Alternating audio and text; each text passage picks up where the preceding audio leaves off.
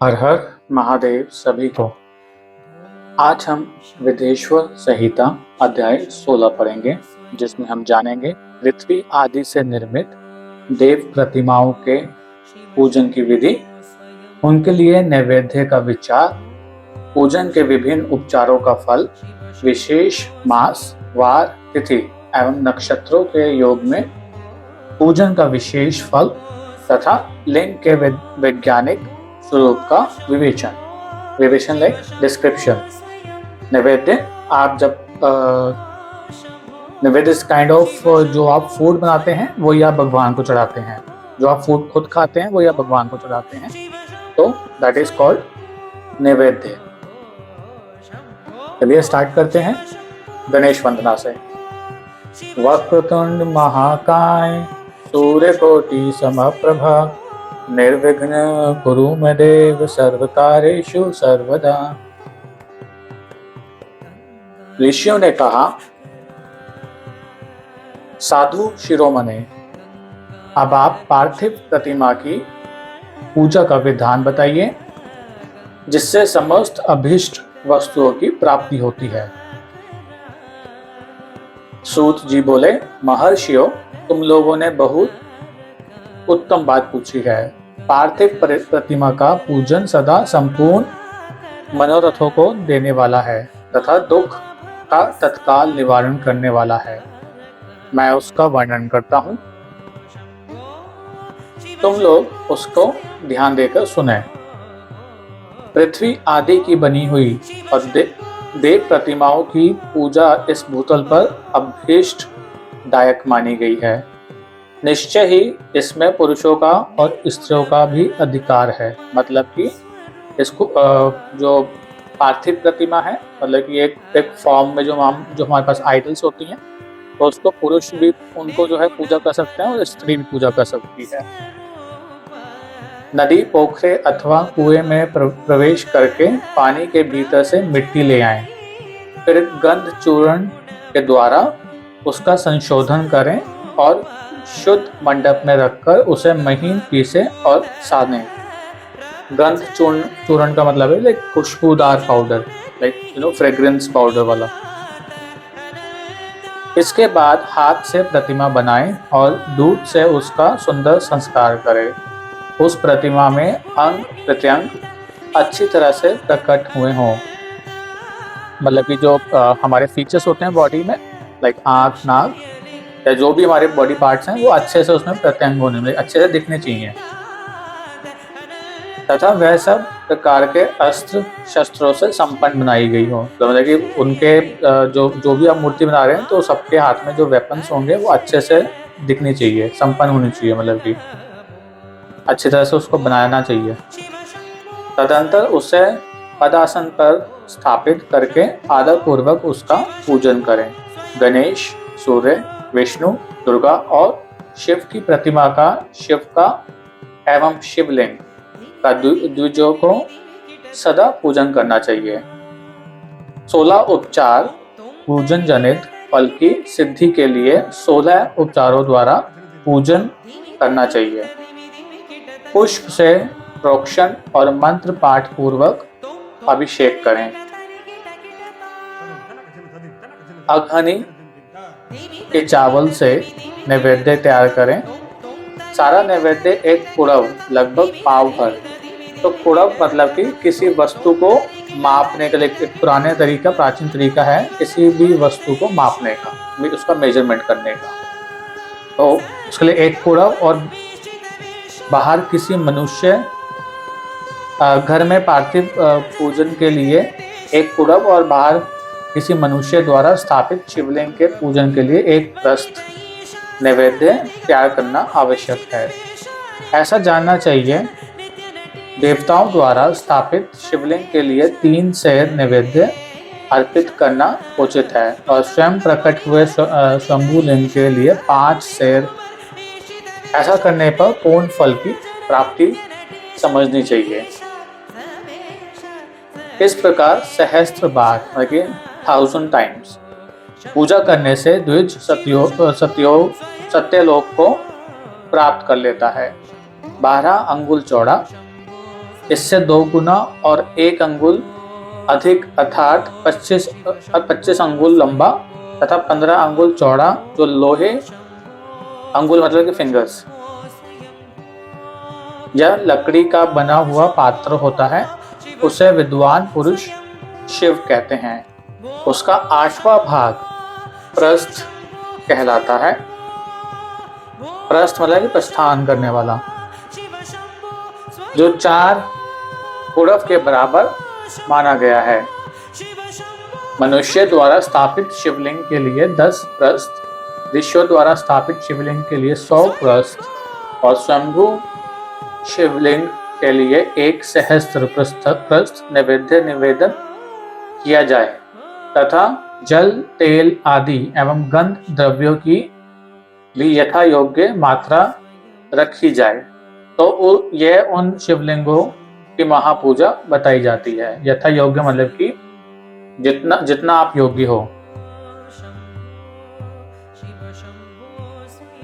देवता का अभिषेक करने से आत्म शुद्धि होती है, गंध से पुण्य की प्राप्ति होती है, नैवेद्य लगाने से आयु बढ़ती है और तृप्ति होती है, धूप निवेदन करने से धन की प्राप्ति होती है, दीप दिखाने से ज्ञान का उदय होता है और तांबूल समर्पण करने से भोग की उपलब्धि होती है। तो तांबूल एक तरह से लाइक पान का पत्ता होता है, इसलिए स्नान आदि 6 उपचारों को यत्नपूर्वक अर्पित करें। नमस्कार और जप, ये दोनों संपूर्ण अभीष्ट फल को देने वाले हैं, इसलिए भोग और मोक्ष की इच्छा रखने वाले लोगों को पूजा के अंत में सदा ही जप और नमस्कार करना चाहिए। मनुष्य को चाहिए कि वह सदा पहले मन से पूजा करके फिर उन उपचारों से करे। देवताओं की पूजा से उन देवताओं के लोकों की प्राप्ति होती है तथा उनके अवान्तर लोक में भी यथेष्ट भोग की वस्तुएं उपलब्ध होती हैं। अब मैं देव पूजा से प्राप्त होने वाले विशेष फलों का वर्णन करता हूँ, जो तुम लोग श्रद्धा पूर्वक सुनो।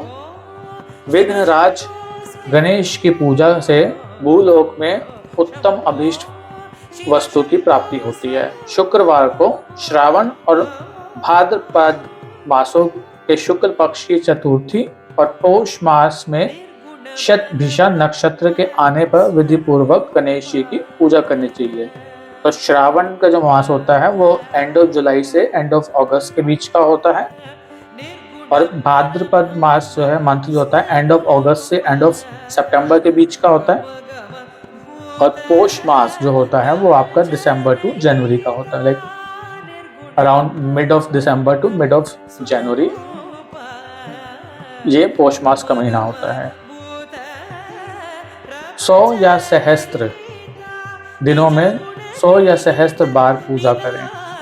देवता और अग्नि में श्रद्धा रखते हुए किया जाने वाला उनका नित्य पूजन मनुष्य को पुत्र एवं अभीष्ट वस्तु प्रदान करता है।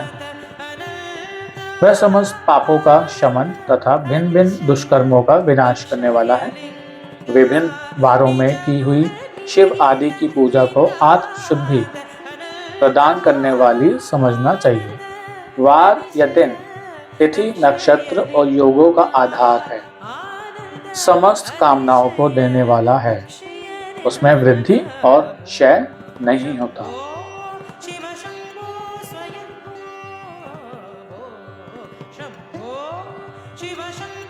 इसलिए उसे पूर्ण ब्रह्म स्वरूप मानना चाहिए। सूर्योदय काल से लेकर सूर्योदय काल आने तक एक बार की स्थिति मानी गई है, तो ये एक दिन माना गया पूरा, सूर्योदय से लेकर सूर्योदय तक एक दिन माना गया है, जो ब्रह्मांड आदि सभी वर्णों के कर्मों का आधार है। विहित तिथि के पूर्व भाग में की हुई देव पूजा मनुष्य को पूर्ण भोग प्रदान करने वाली होती है। यदि मध्याह्न के बाद तिथि का आरंभ होता है तो रात्रि युक्त तिथि का पूर्व भाग पितरों के श्रद्धा आदि कर्म के लिए उत्तम बताया जाता है। श्राद्ध आदि ऐसी तिथि का प्रभाव की दिन से युक्त होता है, अतः वही देव कर्म के लिए प्रशस्त माना गया है। यदि मध्याह्न काल तक तिथि रहे तो उदय व्यापिनी तिथि को ही देव कार्य में ग्रहण करना चाहिए। तो उदय व्यापिनी का मतलब है सूर्य उदय के समय होने वाली जो तिथि होती है उसको उदय व्यापिनी तिथि को माना जाता है। इसी तरह शुभ तिथि एवं नक्षत्र आदि ही देव कार्य में ग्राह्य होते हैं। ग्राह्य का मतलब है स्वीकार करने लायक। वार आदि का भली भांति विचार करके पूजा और जप आदि करने चाहिए। वेदों में पूजा शब्द के अर्थ की इस प्रकार योजना की गई है। पूज्याते अनेन इति पूजा, ये पूजा शब्द की व्युत्पत्ति है। पू का अर्थ है भोग और फल की सिद्धि। वह जिस कर्म से संपन्न होती है उसका नाम पूजा है। मनोवांछित वस्तु तथा ज्ञान ये ही अभीष्ट वस्तुएं हैं। सकाम भावलोक के अभीष्ट भोग अपेक्षित होता है और निष्काम भाव वाले को अर्थ पारमार्थिक ज्ञान, ये दोनों ही पूजा शब्द के अर्थ हैं। इनकी योजना करने से ही पूजा शब्द की सार्थकता है।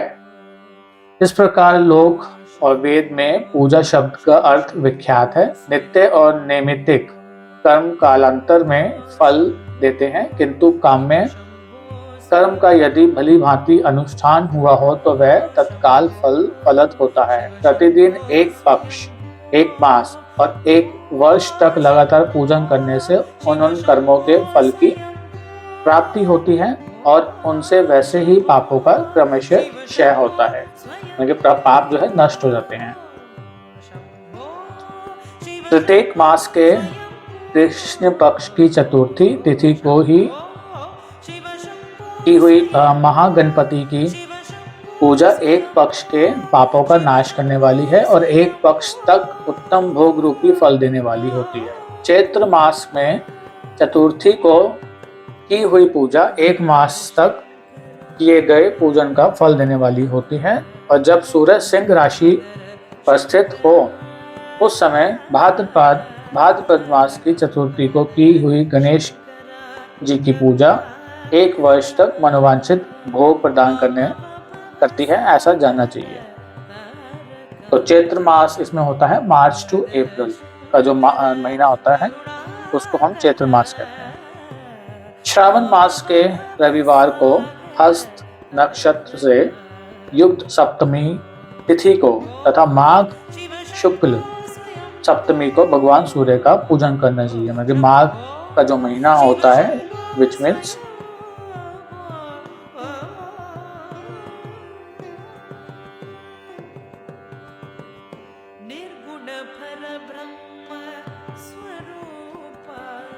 भगवान सूर्य, इसमें जो है हमें उनका जो माघ का जो महीना होता है उनकी जो शुक्ल पक्ष होता है, दो पक्ष होते हैं, कृष्ण पक्ष और शुक्ल पक्ष। तो जो शुक्ल पक्ष की जो सप्तमी आती है उसमें भगवान सूर्य का पूजन करना चाहिए। ज्येष्ठ तथा भाद्रपद मास को बुधवार को श्रवण नक्षत्र से युक्त द्वादशी तिथि को तथा केवल द्वादशी को भी किया गया भगवान विष्णु का पूजन अभीष्ट संपत्ति को देने वाला माना गया है। तो इसमें जो ज्येष्ठ मास होता है वो होता है मई टू जून वाला।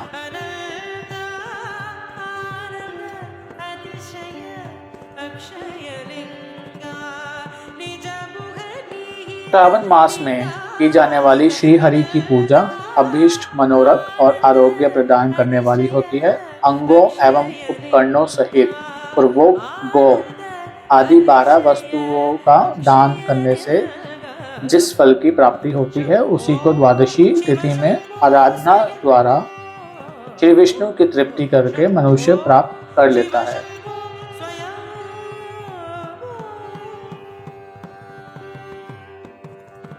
जो द्वादशी तिथि को भगवान विष्णु के 12 नामों द्वारा 12 ब्राह्मणों का 16 उपचारों से पूजन करता है, वह उनकी प्रसन्नता प्राप्त कर लेता है।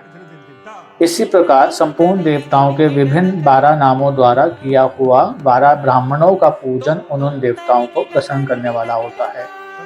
कर्क की संक्रांति युक्त श्रावण मास में नवमी तिथि को मृगशीरा नक्षत्र के योग में अंबिका का पूजन करें। वह संपूर्ण मनोवांछित भोगों और फलों को देने वाली है। ऐश्वर्य की इच्छा रखने वाले पुरुष को उस दिन अवश्य उनकी पूजा करनी चाहिए। अश्विन मास के शुक्ल पक्ष की नवमी तिथि संपूर्ण अभीष्ट फलों को देने वाली होती है। अश्विन जो मास है वो सितंबर टू अक्टूबर का महीना होता है। उसी मास के कृष्ण पक्ष की चतुर्दशी को यदि रविवार पड़ा हो तो उस दिन का महत्व विशेष बढ़ जाता है। उसके साथ ही यदि आर्द्र और महाद्र मतलब कि सूर्य संक्रांति से युक्त आर्द्र, यानी कि सूर्य संक्रांति जब सूर्य भगवान एक राशि से दूसरी राशि में जाते हैं तो वो सूर्य संक्रांति कहलाती है। तो उस टाइम पे जो आर्द्र नक्षत्र आता है तो जो उसका योग है वो उसका योग जो होता है तो वो उक्त अवसरों पर की हुई शिव पूजा का विशेष महत्व माना गया है। माघ कृष्ण चतुर्दशी को की हुई शिव जी की पूजा संपूर्ण अभीष्ट फलों को देने वाली है। तो माघ का महीना होता है मिड ऑफ जनवरी से लेकर मिड ऑफ फरवरी तक का। वह मनुष्य की आयु बढ़ाती, मृत्यु कष्ट को दूर हटाती और समस्त सिद्धियों की प्राप्ति कराती है।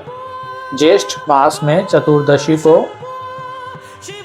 यदि महाद्र का योग हो अथवा माघ शीर्ष मास में किसी भी तिथि को यदि आर्द्र नक्षत्र हो तो उस अवसर पर विभिन्न वस्तुओं की बनी हुई मूर्ति के रूप में शिव की जो 16 उपचारों से पूजा करता है उस पुण्य आत्मा के चरणों का दर्शन करना चाहिए। भगवान शिव की पूजा मनुष्यों को भोग और मोक्ष देने वाली है, ऐसा जानना चाहिए। कार्तिक मास में प्रत्येक बार और तिथि आदि में महादेव जी की पूजा का विशेष महत्व है। प्रत्येक बार मतलब एवरीडे। तो कार्तिक का जो महीना है वो एंड ऑफ अक्टूबर से एंड ऑफ नवंबर के बीच का होता है। महादेव जी की पूजा का विशेष महत्व उसमें जो है महत्व होता है। कार्तिक मास आने पर विद्वान पुरुष दान, तप, होम, जप और नियम आदि के द्वारा समस्त देवताओं का 16 उपचारों से पूजन करे। उस पूजन में देव प्रतिमा, ब्राह्मण तथा मंत्रों का उपयोग आवश्यक है। ब्राह्मणों को भोजन कराने से भी वह पूजन कर्म संपन्न होता है। पूजक को चाहिए कि वह कामनाओं को त्याग कर पीड़ा रहित हो देवाराधना में तत्पर रहें। मतलब कि जो पूजा करने वाले होते हैं उस वक्त पूजक को चाहिए। तो जो पूजा करने वाले होते हैं उनको ये चाहिए कि जो कामनाओं को हटाकर अपना और शांत होकर आप देवों की आराधना करें। कार्तिक मास में देवताओं का यजन पूजन समस्त भोगों को देने वाला, व्याधियों को हर लेने वाला तथा भूतों और ग्रहों का विनाश करने वाला है। व्याधियां मतलब शरीर का जो कष्ट होता है उसको व्याधि कहते हैं, तो शरीर के कष्ट को हटाने वाला। कार्तिक मास के रविवार को भगवान सूर्य की पूजा करने और तेल तथा सूती वस्त्र देने से मनुष्य के फोड़ आदि रोगों का नाश होता है। हरे, काली मिर्च, वस्त्र और खीरा आदि का दान और ब्राह्मणों की प्रतिष्ठा करने से क्षय के रोग का नाश होता है। दीप और सरसों के दान से मिर्गी का रोग मिट जाता है। कृतिका के नक्षत्र से युक्त सोमवार को किया हुआ शिव जी का पूजन मनुष्य को महान दारिद्र्य को मिटाने वाला और संपूर्ण संपत्तियों को देने वाला होता है। तो दरिद्रता हटाता है वो बेसिकली। घर की आवश्यक सामग्रियों के साथ गृह और क्षेत्र आदि का दान करने से भी उक्त फल की प्राप्ति होती है। कृतिका युक्त मंगलवारों को श्री स्कंद का पूजन करने से तथा दीपक एवं घंटा आदि का दान देने से मनुष्य को शीघ्र ही वाक सिद्धि प्राप्त हो जाती है। तो मतलब कि उनके मुंह से जो निकली बात होती है वो सत्य होती है, तो वाक सिद्धि उसी को कहते हैं। और श्री स्कंद का मतलब है यहाँ पर भगवान कार्तिकेय। तो कार्तिकेय के महीने में जो मंगलवार होते हैं, जितने मंगलवार होते हैं, उस दिन अगर आप उनका कार्तिकेय भगवान जी का जो हम पूजा करते हैं और दीपक एवं घंटा मतलब कि घंटी जो है हम आदि का दान देते हैं, तो उनको मनुष्य को जो है वाक सिद्धि मिल जाती है। कृतिका युक्त बुधवारों को किया हुआ श्री विष्णु का यजन तथा दही भात है चावल दान मनुष्य को उत्तम संतान की प्राप्ति कराने वाला होता है। तो अगर आपको उत्तम संतान की प्राप्ति करनी है तो जो कृतिका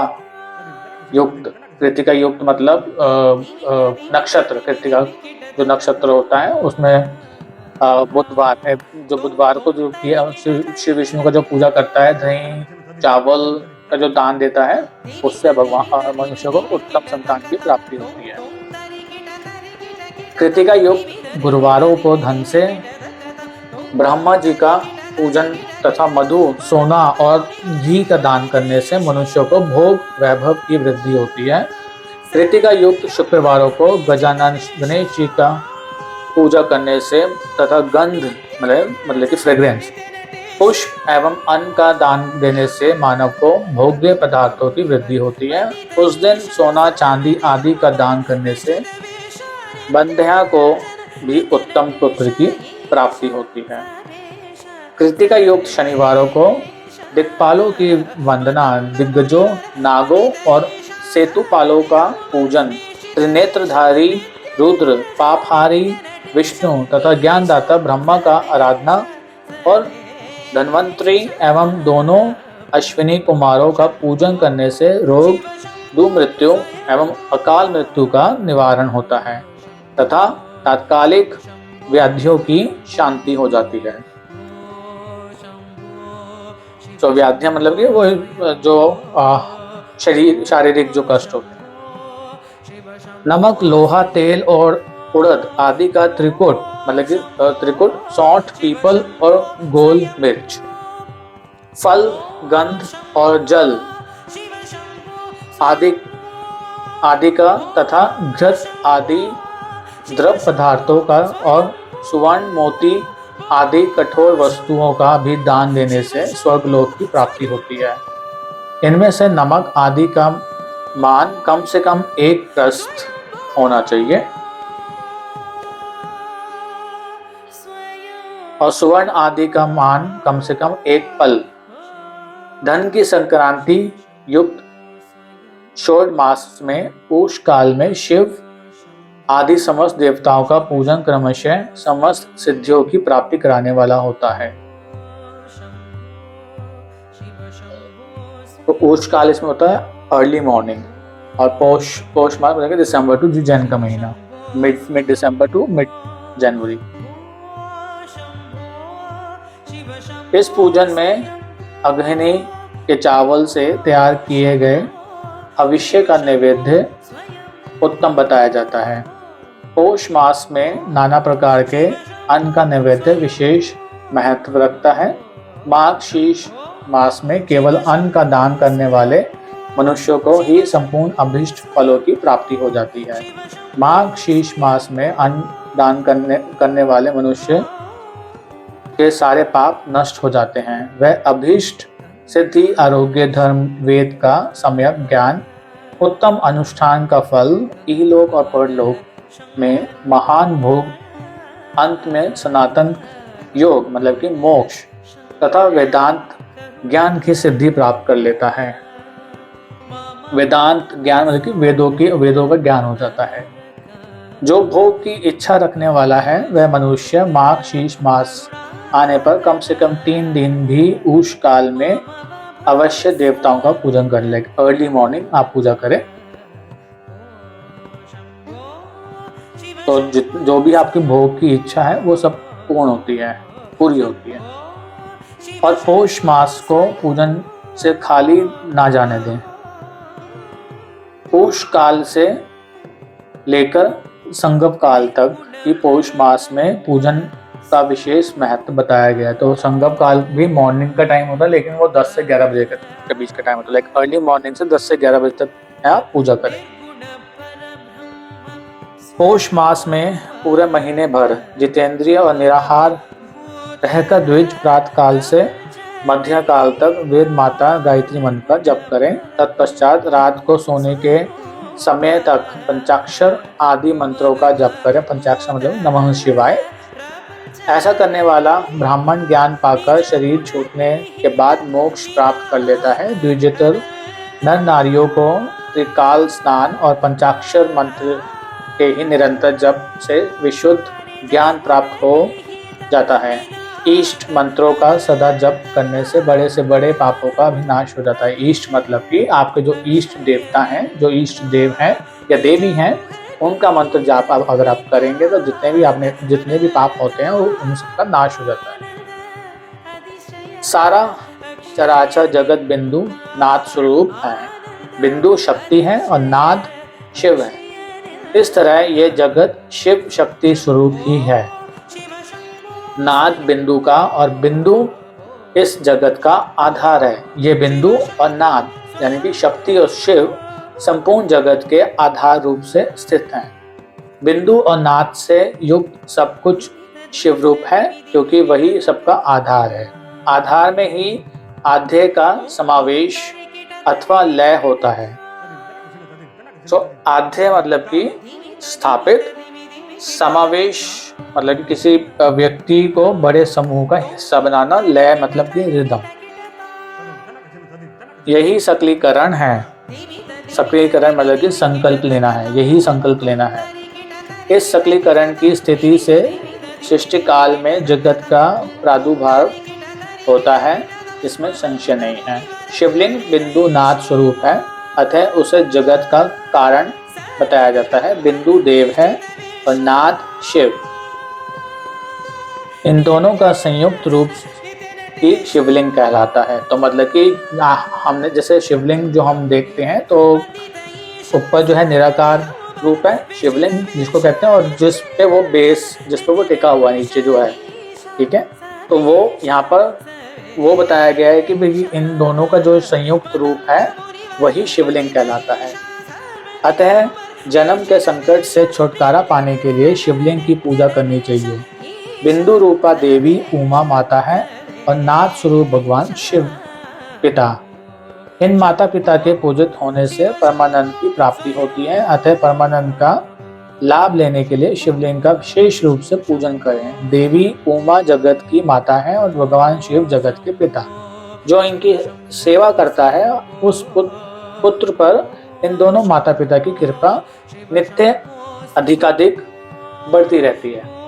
वे पूजक पर कृपा करके उसे अपना आंतरिक ऐश्वर्य प्रदान करते हैं। अतः मुनीश्वरों, आंतरिक आनंद की प्राप्ति के लिए शिवलिंग को माता पिता का स्वरूप मानकर उसकी पूजा करनी चाहिए। भर्ग यानी कि शिव पुरुष रूप है और भर्गा शिवा अथवा शक्ति प्रकृति कहलाती है। अव्यक्त आंतरिक अधिष्ठान रूप गर्भ को पुरुष कहते हैं। तो अव्यक्त का मतलब होता है जो स्पष्ट ना हो, आंतरिक का मतलब होता है भीतरी बातों से संबंधित, इंटरनल, और अधिष्ठान रूप होता है आधार, ठीक है।